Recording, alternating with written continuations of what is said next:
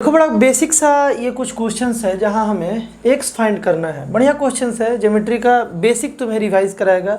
Concept भी यहाँ हम लोग थोड़ा बहुत समझेंगे, रिवाइज कर लेंगे कॉन्सेप्ट। ध्यान से देखोगे इस फिगर में ये सारा अलग अलग फिगर है और हर जगह हमें एक्स का वैल्यू बताना है कि एक्स का वैल्यू जो है वो क्या होगा, है ना। तो ध्यान से देखो, इस फिगर को देख रहे हो, यहाँ अगर तुम्हें एक्स का वैल्यू बताना हो, देखो सारे क्वेश्चंस को पहले तुम खुद अटेम्प्ट करोगे और देन सॉल्यूशन को देखोगे तो इससे ज़्यादा अच्छा रहेगा तुम्हारे लिए। ध्यान से देखोगे यहाँ जो है ये 110 डिग्री 110 यानी 110 डिग्री दिया हुआ है, इसे 120 डिग्री दिया हुआ है। हमें एक्स पूछ रहा है, हमसे जो है ये एक्स पूछ रहा है। देखो बड़ा सिंपल कॉन्सेप्ट है। ये अगर 120 हुआ तो इसको 60 होना पड़ेगा बालक। क्यों होना पड़ेगा बता सकते हो, है ना। ये दोनों जो है लीनियर पेयर है और लीनियर पेयर का सम हमेशा 180 होता है, यानी दोनों एंगल को ऐड अगर हम लोग करें तो 180 आना चाहिए। तो अगर ये 120 है तो इसको 60 होना पड़ेगा, तभी तो ये 180 होगा, है ना। दूसरी बात देखो, इन दोनों का जो सम है इसके बराबर होना चाहिए। क्यों होना चाहिए? क्योंकि हम लोग ट्रायंगल का बेसिक बात पढ़े हैं कि किसी भी ट्रायंगल में किसी भी एक साइड को अगर एक्सटेंड किया जाए, मतलब कि सपोज ये एक ABC ट्रायंगल था, तो हम लोग क्या किए, इस ट्रायंगल का जो BC साइड था, अरे तुमसे बोल रहे हैं भाई, इधर ध्यान दो। देखो ABC जो है, ABC एक ट्रायंगल है और इसमें BC को आगे अगर हम लोग प्रोड्यूस कर ले D तक, सपोज D तक आगे हम लोग प्रोड्यूस कर ले इसे, है ना। तो ये जो एक्सटीरियर एंगल बन रहा है, ये जो एंगल बन रहा है, ये हमेशा, सपोज इसे हम 1 बोलते हैं, हमेशा ये जो 1 है इन दोनों एंगल के बराबर होता है। इन दोनों ऑपोजिट एंगल के सम के बराबर होता है। मतलब कि हम लोग बोल सकते हैं angle 1 is equal to angle 2 plus angle 3। यहाँ से हम लोग ये बोल सकते हैं, है ना। तो यहाँ से हम लोग क्या लिख सकते हैं, x plus 60 degree is equal to 110, है ना, 110 डिग्री। कैसे बोल सकते हैं बालक? इधर देखोगे, यहाँ देखोगे, देखो एक्स प्लस 60। देखो इस ट्रायंगल में, ये जो ट्रायंगल है, इस ट्रायंगल में ये वाला जो साइड है, ये वाला साइड ये प्रोड्यूस किया गया है, आगे बढ़ाया गया है।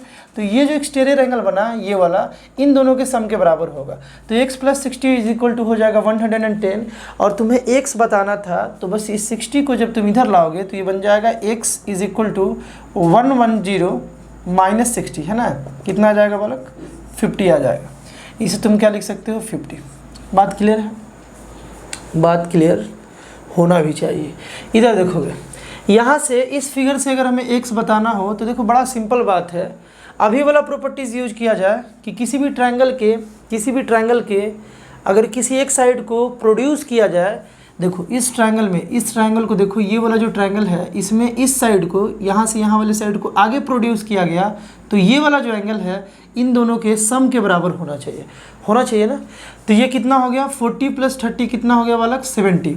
और उसी तरीके से अप्रोच खुद से लगा लो। ध्यान से देखो, खुद से बनाने का ट्राई करो यहाँ से।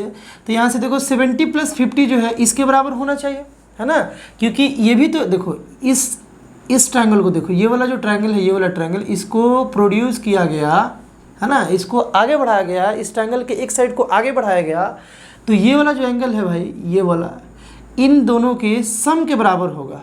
तो x का वैल्यू कितना आ गया? 70 प्लस 50, है ना, यानी कि 120 तुम लिख सकते हो, इसको 120 लिख सकते हो। एक और तरीका हो सकता है, देखो ये और ये मिलके कितना हो गया?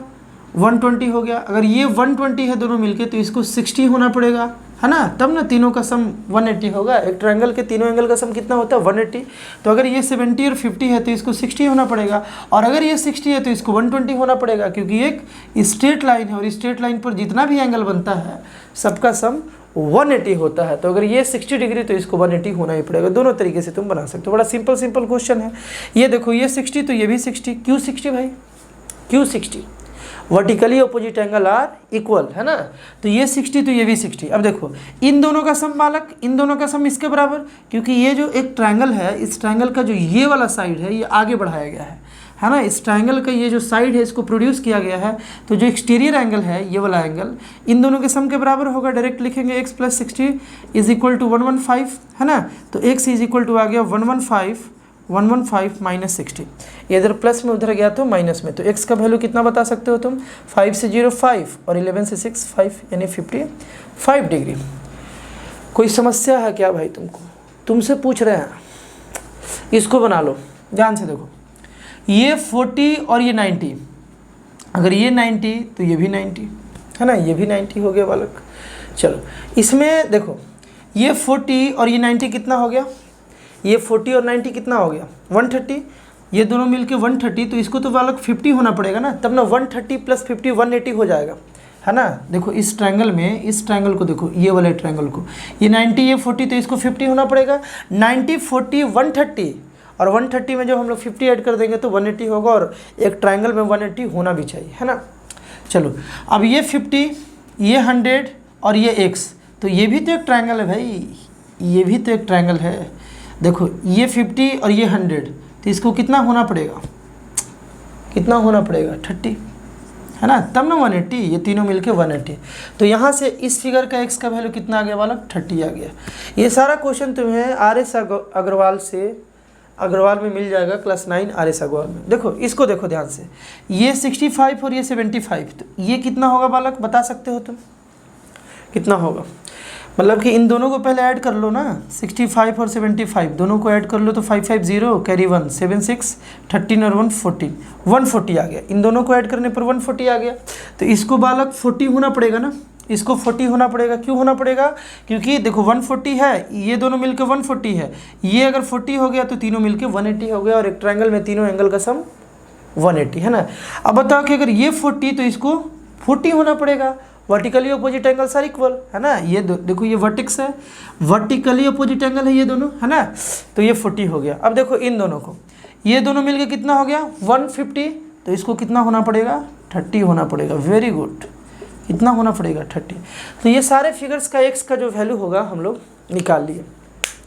तो इसी टाइप का और भी इम्पोर्टेंट, ये इम्पोर्टेंट तो नहीं बोल सकते भाई, इजी क्वेश्चन था, ये सब बोल सकते हैं, ये सब बेस है ना, ये बेस है, ये क्वेश्चंस का बेस है।